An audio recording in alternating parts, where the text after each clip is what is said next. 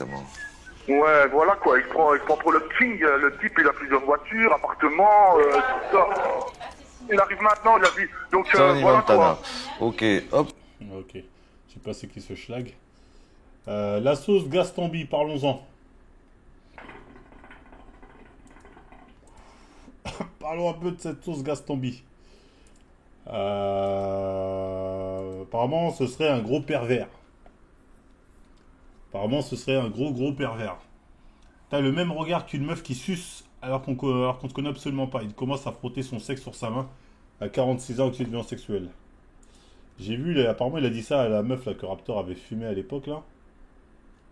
C'était dans ici. Réagit aux accusations de violence sexuelle, physique, psychologique portées contre lui par 6 femmes, dont 3 ses ex-compagnes, et critique les journalistes de Mediapart. Déjà, faut qu'on parle d'une chose. Hier ou tout à l'heure, j'ai vu, il y avait un mec qui avait été condamné pour violence, enfin qui a été pas condamné, qui a été justement comment on dit,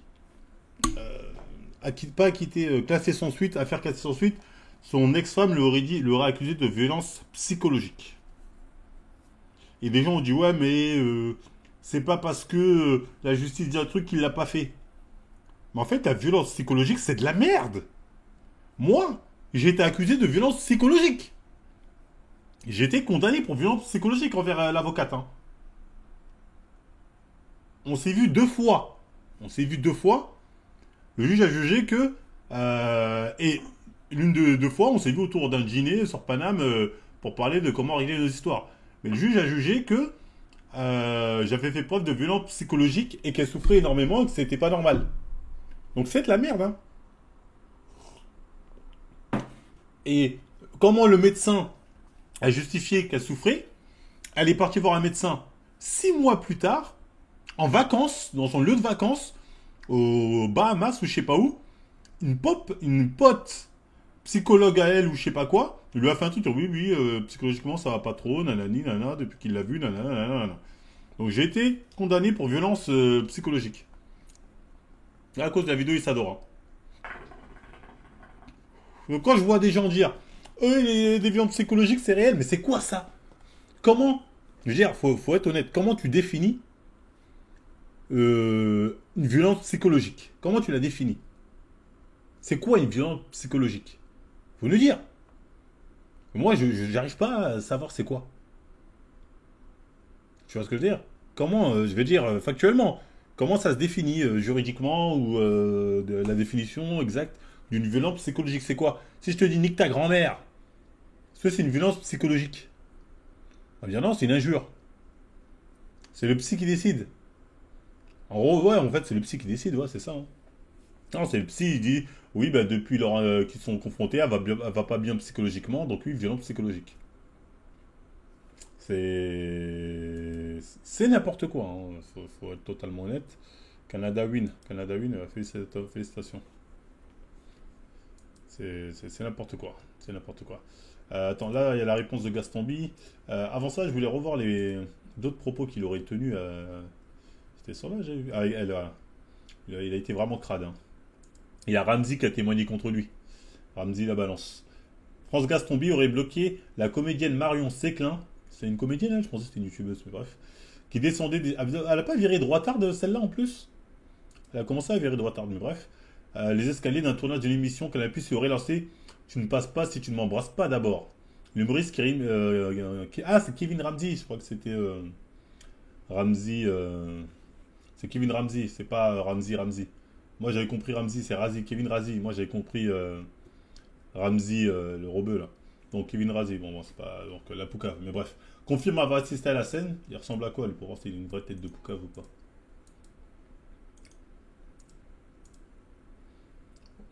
Ouais, bon, lui il a une vraie tête de lâche.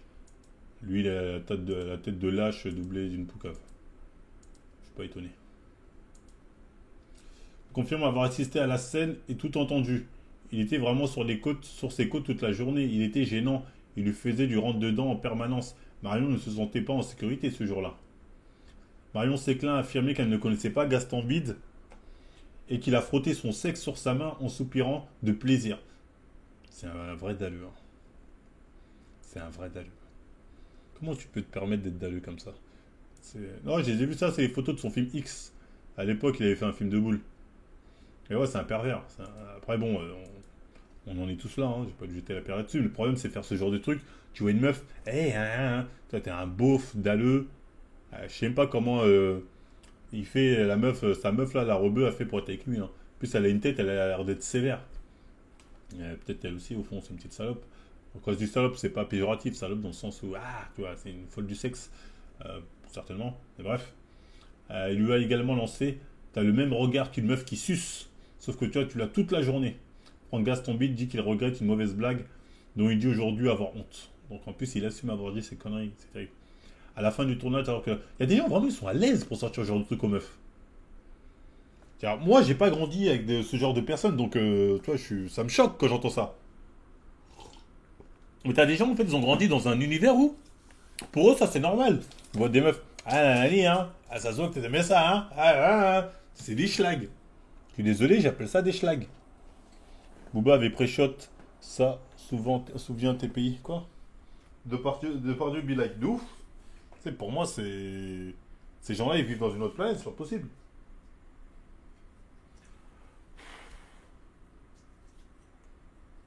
Passer 14 ans, c'est terrible d'avoir ce genre de propos. Ils ont la main dans le slip de ouf toute la journée. C'est terrible, bref.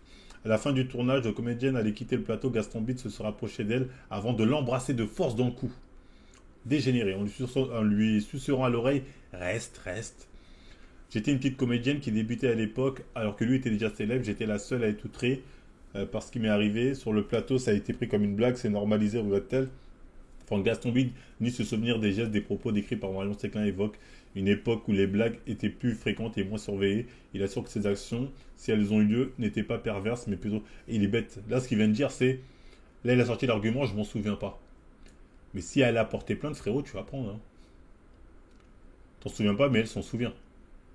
C'est-à-dire, quand t'as un truc comme ça, soit tu dis c'est faux, soit tu l'assumes, soit, voilà, mais tu dis pas je m'en souviens pas, résume à dire oui, je l'ai fait. Donc lui, je sais pas s'il y a prescription depuis le temps, mais il peut prendre là. Hein. La pire défense, c'est je m'en souviens pas.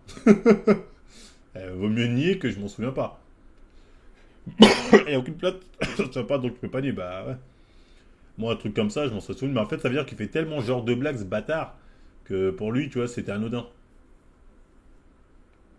Va à 18 minutes 40, regarde le sourire de Gaston B. Moi, ce que je propose, c'est qu'on fasse pas action vérité, on fait que des vérités. Chacun a le droit de poser une question à l'un des invités ou à moi. Voilà, ce que vous voulez. C'est fini. C'est fini. On s'en bat les steaks. De toute façon, on est confinés jusqu'à 2022. C'est fini. Moi, j'ai une question pour Franck Gastambide. Vas-y, Ahmed, vas-y. Frérot, moi, je t'aime d'amour. Tu sais. Quand ça démarre comme ça, c'est pas bon. Je voulais savoir, est-ce que... Vas-y, pose la question. Est-ce que c'est vrai? Enfin, est-ce que cette rumeur du porno, c'est vrai, oui ou non? Oh là, bon, allez. Oh, là, ça devient même plus drôle. Ouais, c'est une fausse rumeur, effectivement. C'est une fausse rumeur. C'est une fausse rumeur. Je Ça peux pas. aurait pu être très cool, mais c'est une fausse rumeur. Mais pourquoi j'ai entendu, pourquoi j'ai entendu un... Oh, En plus, il assume même pas le porno, alors qu'il y a des vidéos. Bref.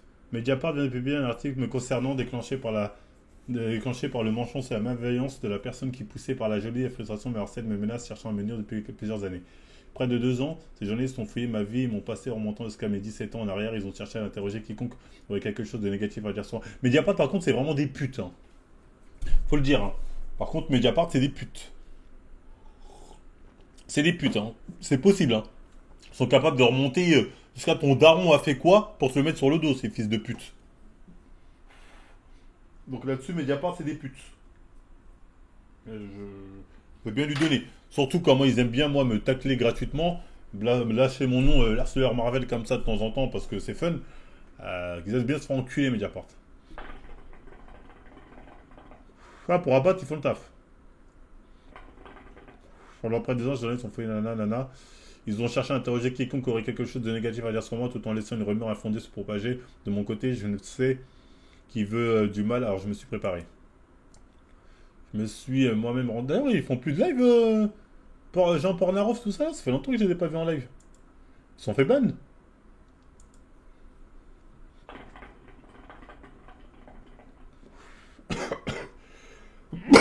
Mettre sa bâtard sur ma nuit qui lui a demandé de poser la question. Ils sont fait ban ou quoi, Jean Pornarov?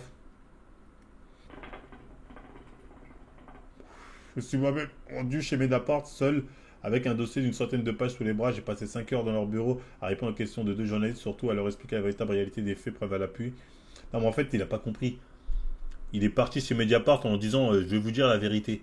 Mais Mediapart, leur rôle, c'est pas la vérité. Leur rôle, c'est de t'afficher et de laisser la parole aux femmes, comme ils disent. Ils en ont rien à foutre de la vérité. Leur rôle, c'est de te niquer. Leur rôle, c'était on veut te niquer.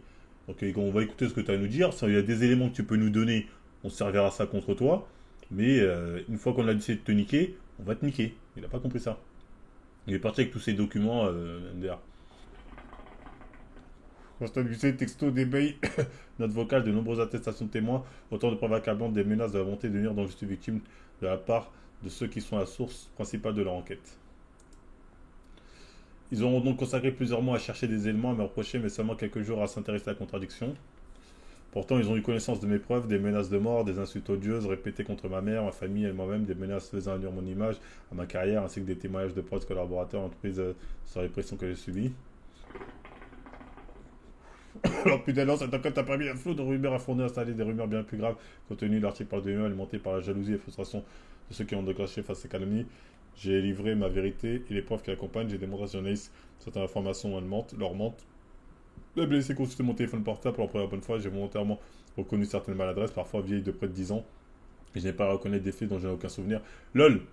En fait, ils ont pris que ça à Mediapart. Ce con. Il est dans la revue, il a fait oui, c'est vrai que des fois, j'aurais pas dû dire ça. Oui, ça, c'est vrai, je l'ai dit. Non, non. Ah, ok, donc, ouais, non, mais c'est bien. Hein. Bon, on va dire que ce que t'as dit. Hein. Comme ça, tu pourras nous reprocher de mentir. Tu vas pas nous dire on ment. Bah, tu nous as dit que tu l'as dit. Bah, nous, on l'a dit. Hein. Oh, le con. Il est parti jeter dans la gueule du loup.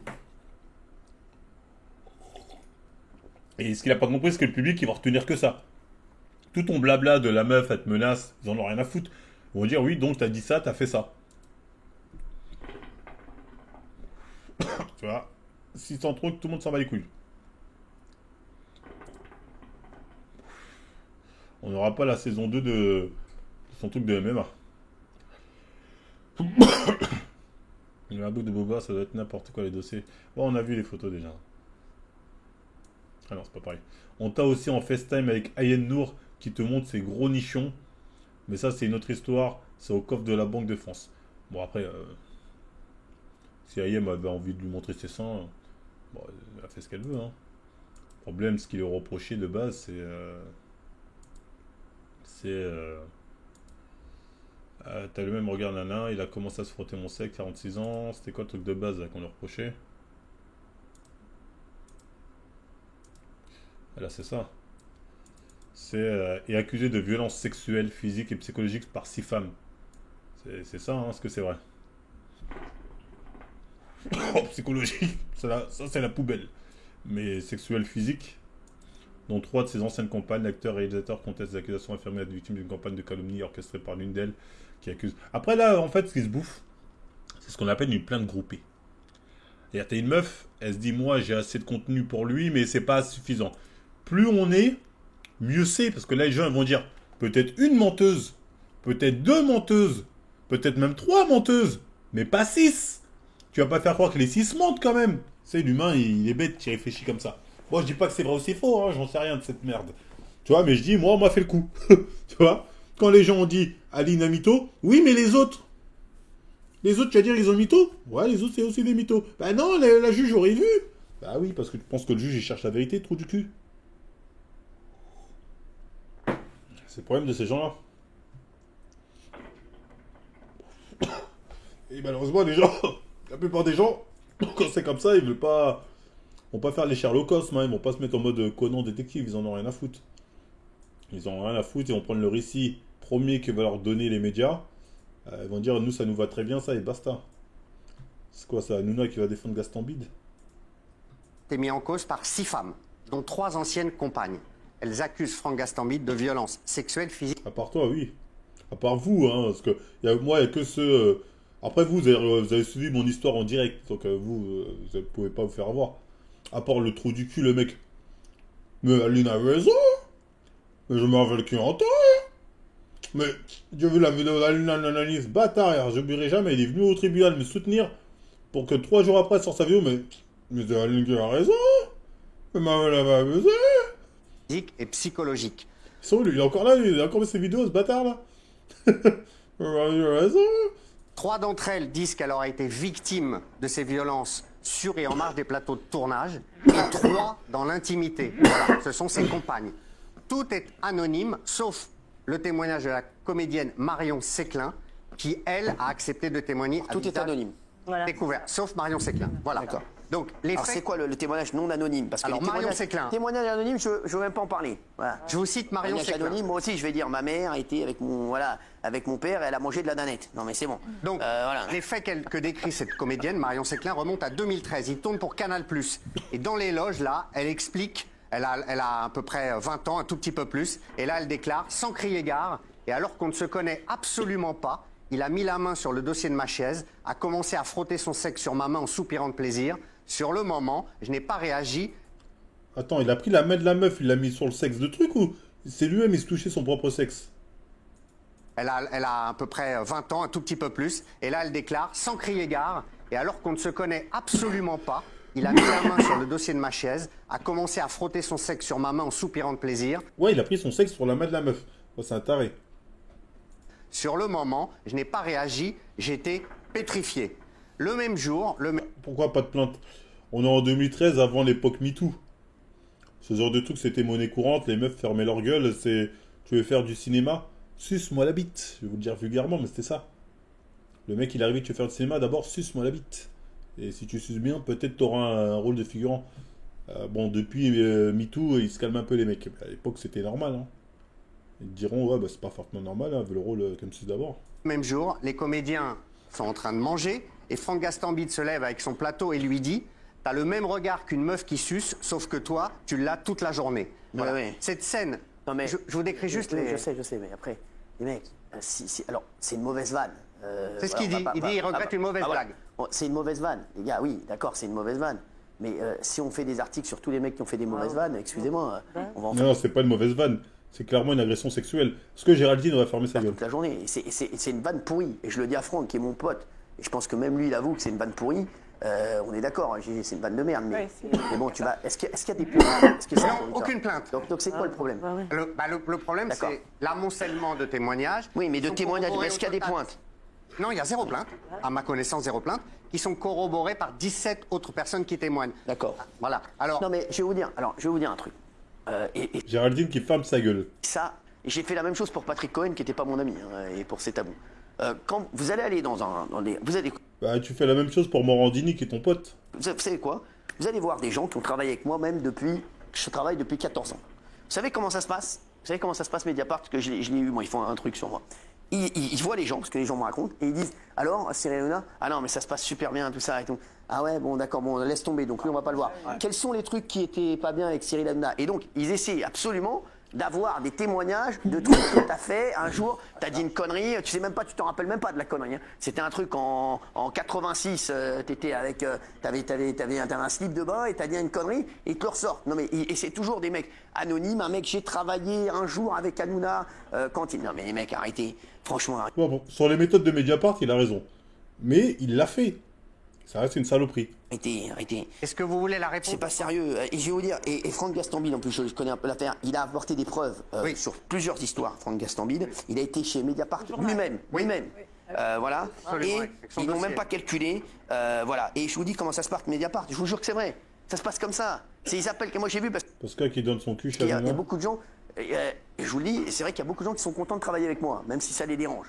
Beaucoup de gens. Et donc, il y a même des gens, ils ont appelé même une chroniqueuse qui s'appelle Clio, que j'adorais, qui était sur Touche pas à mon sport. Et Clio m'a dit, en fait, je lui dis tout se passe bien, mais il me dit non, mais il y a bien des trucs qui se passent mal. Qu'est-ce qui ne va pas avec Cyril Hanouna? Ils ont appelé Caroline, l'agent d'Agathe Prou, d'Éric Nolot, de Yann Moix. Ils ont dit oui, comment ça se passe? Alors, avec Cyril Hanouna, qu'est-ce qui a cloché?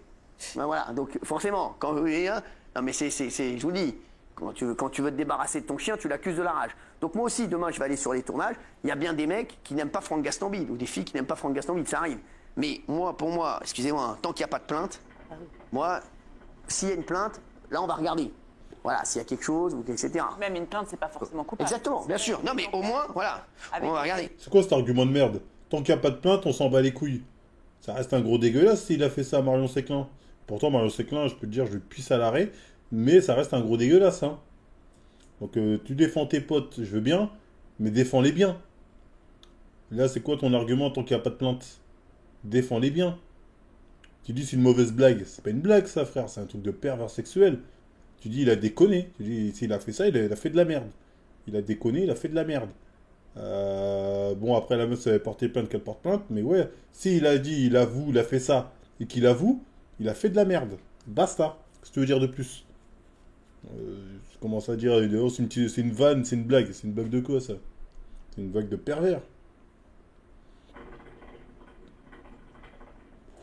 C'est les tarés de défendre. Même mon pote, moi, un truc comme ça, il a souvent fait ça, je veux dire, t'as fait de la merde, frérot.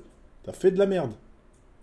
Si vous vous souvenez, ça fait quand même presque 10 ans où vous vouliez m'embaucher un peu comme stagiaire, et l'entretien d'embauche s'est passé avec vous, qui avez déposé votre zizi sur l'épaule quand même de votre secrétaire ça, avec tous vos potes. C'est plus valorisant, ça. Voilà. Non. Et en me disant, je crois en toi.